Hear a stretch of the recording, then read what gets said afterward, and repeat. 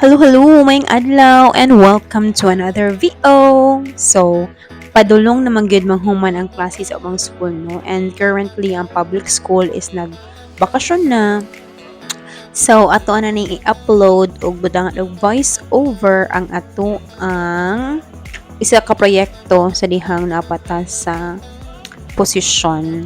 So, mo na siya si Gaga, no? Mo na tong treasurer sa atong panahon. And currently, ga-deliver me nag-door-to-door delivery dahil mi sa mga cash incentives para sa mga estudyante nga nagpuyo sa Barangay Bakayan nga ni-graduate og junior high school, senior high school ug even sa college.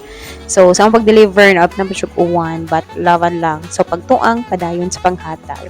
So, yes, mo to siya mo ni among goal to give recognition or give reward sa mga estudyante nga mga dagko o grado.